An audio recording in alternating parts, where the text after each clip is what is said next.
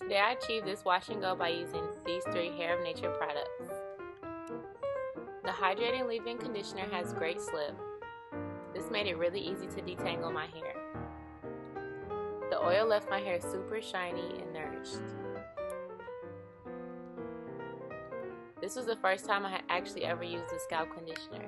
It made my scalp feel super good. On freshly co-washed hair, I use my Denman brush for detangling. I like this brush because it's specifically designed for curly hair and it always glides right through.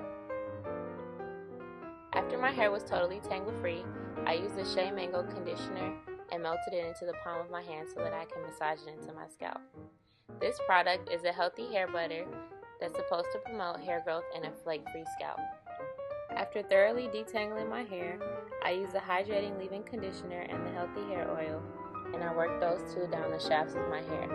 I focused mainly on the middle and the ends of my hair because this is where it gets the most dry.